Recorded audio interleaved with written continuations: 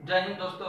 आज हम नए टॉपिक के बारे में बात करते हैं। नए टॉपिक का नाम है समरूप त्रिभुज। समरूप त्रिभुज हम के बारे में हम बात करते हैं। समरूप त्रिभुज को देखिएगा, फिगर से हम बताने की कोशिश करेंगे।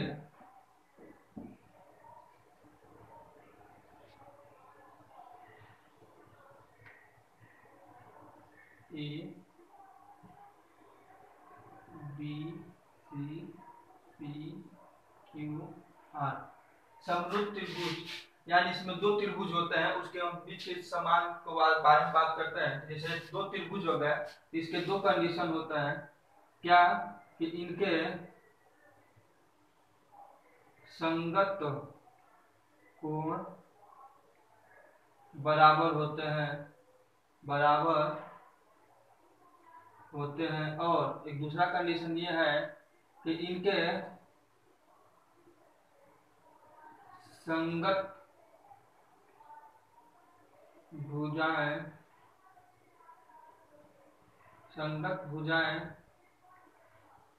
समानुपाती होते हैं। देखिए समरूप त्रिभुज यानी इसको इंग्लिश में सिंगल ट्रायंगल कहते हैं।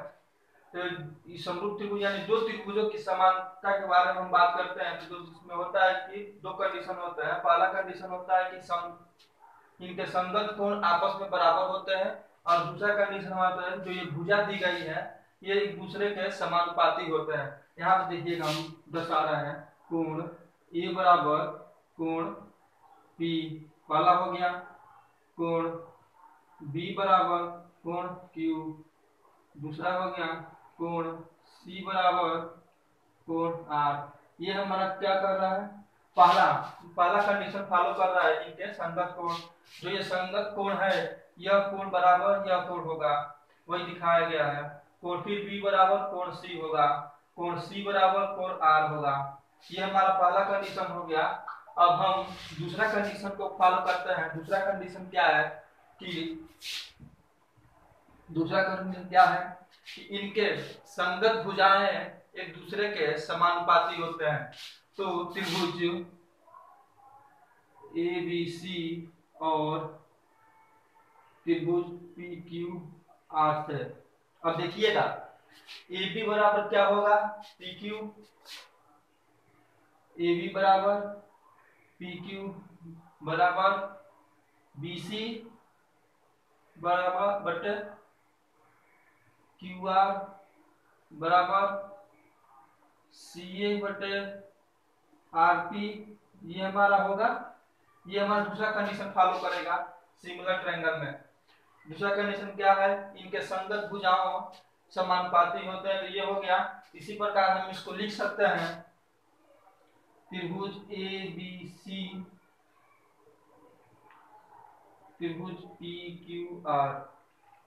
ये हम क्या इसको क्या कर सकते हैं, त्रिभुज ए त्रिभुज त्रिभुज ए बी सी त्रिभुज पी क्यू आर के समरूप है। तो चलिए हम नेक्स्ट पॉइंट के बारे में बात करते हैं। नेक्स्ट पॉइंट हमारा क्या है, समरूप त्रिभुजों का परिमाण।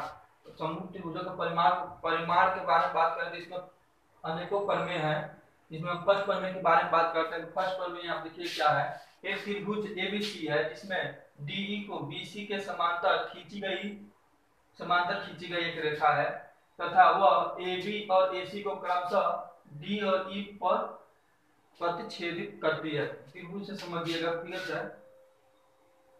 ये क्या है, एक त्रिभुज हो गया ABC, एक त्रिभुज हो, देखिएगा त्रिभुज, ये त्रिभुज हो गया जिसका हम पॉइंट ले रहे हैं। देखिएगा ABC, ये हमारा त्रिभुज ABC हो गया। फिर क्या कर रहा है, BC के समांतर DE खींचा गया। यहाँ पे समांतर रेखा खींच दे रहे हैं जिसका हम पॉइंट D और E ले रहे हैं। तो वो AB और AC को क्रमशः, देखिए AB को D पर और AC को E पर क्रमशः प्रतिच्छेदित कर रही है, यानी कि वहां पर काट रही है। तो हमें बताना है कि ये जब ये दोनों काट रही हैं तो ये जो भुजा है, जो ट्रायंगल बन रहा है, ये एक दूसरे के समान अनुपात में विभाजित करेंगे। जो ये भुजा है वो एक दूसरे को समान अनुपात में विभाजित करेंगे। जैसे यहाँ देखिएगा तो क्या हो जाएगा, ए डी बटे बी डी बराबर ए ई बटे ई सी। ये हमारा पहला प्रमेय हो जाएगा। तो पहला प्रमेय में क्या हमें क्या मिल रहा है कि त्रिभुज एबीसी में डीई को बीसी के समांतर खींची गई रेखा तथा वो बिंदु ए और ई बिंदु एक सुन लीजिएगा, त्रिभुज एबीसी में बीसी के समांतर खींची गई रेखा डीई को एबी और एबी और एसी को पॉइंट डी और ई पर प्रतिच्छेदित करती है, तो वो त्रिभुज को समान अनुपात में बांटती है। और उसके अनुसार आप देख रहे हैं कि हमने यहाँ फिगर से लिखा है, क्या स्टेटमेंट क्या है कि समान अनुपात में विभाजित करती है। ये हो गया प्रतिच्छेदित करती है, तो त्रिभुज को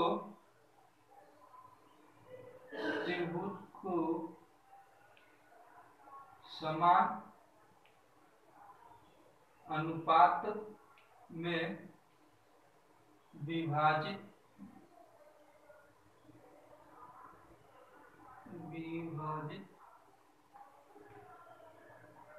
करती क्या होता है कि समान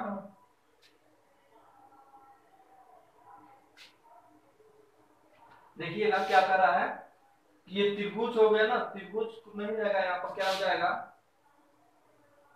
यहाँ पर हो जाएगा भुजाओं। देखिएगा मिस्टेक हो गया था, इस फिर से देख लीजिए एक बार। एक त्रिभुज है, मान लीजिए एक त्रिभुज है, उस पर एक समांतर रेखा हमने खींचा है डी, तो वो क्रमशः ए बी और ए सी, जो ए बी पॉइंट है उसको कितने पर डी पर काट रहा है और ए सी हमारा ई पर काट रहा है, तो उस भुजा को यानी उस भुजा को समान अनुपात में विभाजित करेगा। तो वैसे लिख दिए हैं, इसका समान अनुपात में यानी अनुपात निकाल दिया है, ए डी बटे बी डी बराबर ए ई बटे ई सी। ये हमारा हो गया फर्स्ट प्रमेय। इसको तब तक नोट करिए, हम नेक्स्ट प्रमेय की ओर बढ़ते हैं। तो चलिए हम दूसरे प्रमेय की ओर बढ़ते हैं। दूसरा प्रमेय हमारा क्या कहता है कि यदि दो त्रिभुजों की संगत भुजाएं अनुपातिक हो तो त्रिभुज समरूप होगा। यानी कि इसके भुजाओं के बारे में बात कर रहा है। जो मान लीजिए दो त्रिभुज है, ए बी भुजा और पी क्यू भुजा के समान हो या समानुपाती हो, तो हमारा त्रिभुज क्या होगा कि एक समरूप त्रिभुज होगा। तो उसी के अनुसार हम लिख दिए हैं ए बी बटे पी क्यू, यानी कि ए बी का अनुपात पी क्यू है, तो लिख दिए हैं बी सी का अनुपात क्यू आर है, सी ए का अनुपात पी आर है। तो इसी अनुसार देखिए जब भुजाएं आपस में अनुपातिक हैं तो ये त्रिभुज एक समरूप त्रिभुज होगा।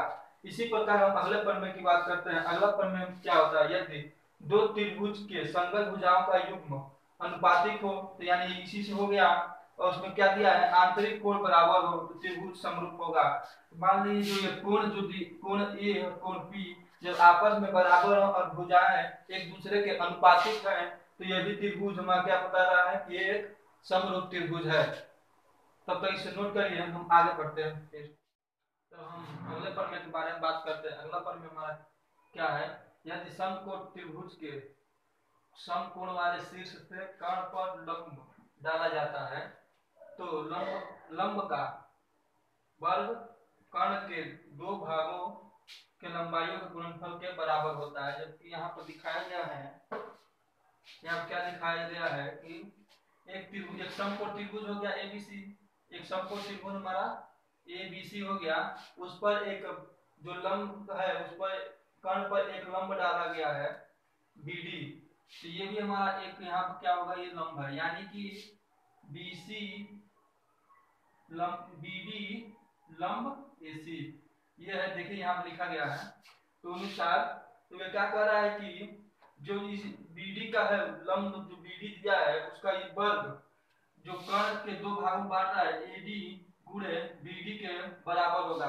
वही यहाँ पे लिखा गया, क्या लिखा गया है, एक देखिएगा यहाँ से, समकोण त्रिभुज एबीसी में कोण भी क्या है हमारा 90 अंश है, बीडी लंब एसी, यानी जो एसी है उस पर लंब है बीडी, और इसकी स्टेटमेंट के अनुसार हम लिखे यहाँ पर क्या, बीडी का स्क्वायर बराबर एडी गुणे डीसी। ये हमारा हो गया चौथा प्रमेय। इसके स्टेटमेंट के अनुसार ही हम इसको सब लिख दिया है। देखिए कैसे क्या है, एक बार और पढ़ लीजिए। यदि समकोण त्रिभुज के समकोण शीर्ष से, समकोण ये शीर्ष हो गया, इस पर डाला गया लंब कर्ण को दो भागों में विभाजित करता है, तो उसका लंब जो बीडी है उसका वर्ग बराबर क्या हो जाएगा, एसी।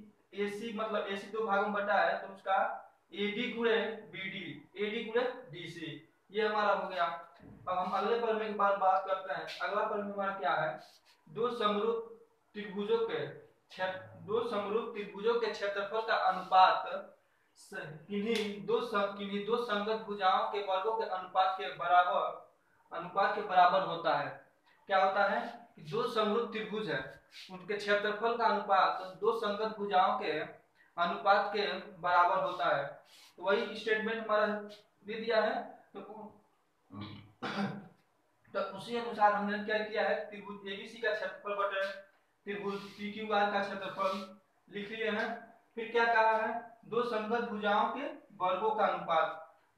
दो संगत भुजाएं ले लिए हैं ए बी और बी सी, इसका ए बी का वर्ग बटे पी क्यू, ए बी का वर्ग बटे पी क्यू का वर्ग बराबर बी सी का वर्ग बटे क्यू आर का वर्ग, फिर सी ए का वर्ग बटे आर पी का वर्ग। इसके स्टेटमेंट के अनुसार इसको भी हम लिख लिया है। अब हमारा अगला प्रमेय क्या है, अगला प्रमेय होता है दो समरूप त्रिभुजों के क्षेत्रफल का अनुपात उनके संगत शीर्ष लंब वर्गों के अनुपात के बराबर होता है। क्या होता है कि दो समरूप त्रिभुज के क्षेत्रफल का अनुपात हम शीर्ष लंबों के वर्गों के अनुपात के बराबर होता है। तो इस फिगर के अनुसार देखिएगा, ये जो लंब है इसके वर्ग उसके त्रिभुज के क्षेत्रफल के वर्गों के अनुपात के बराबर होगा। ये हमारा हो गया लास्ट प्रमेय, इसको हम नोट कर लीजिए। तो कुछ इंपॉर्टेंट बिंदु है उसको हम डिस्कस कर लें, फिर उसके बाद से न्यूमेरिकल सॉल्व करते हैं। हाँ, तो हमारे ये कुछ महत्वपूर्ण तथ्य हैं, इसके बारे में पढ़ लीजिए थोड़ा। क्या है, यदि दो समरूप त्रिभुजों के क्षेत्रफल बराबर है तो त्रिभुज सर्वासंगम होगा। सर्वासंगम मतलब क्या होता है, यानी समान होगा। और दूसरा हमारा क्या है कि दो समकोण त्रिभुज की संगत भुजाएं का अनुपात यदि उनके संगत शीर्ष लंब के अनुपात के बराबर होता है। दूसरा, उनके संगत कोणीय अर्धकोण के अनुपात के बराबर होता है। तीसरा, उनके संगत माध्यिकाओं के अनुपात के बराबर होता है। अब हमारा लास्ट पॉइंट है त्रिभुज के भुजाओं के मध्य बिंदुओं को मिलाने पर जो त्रिभुज है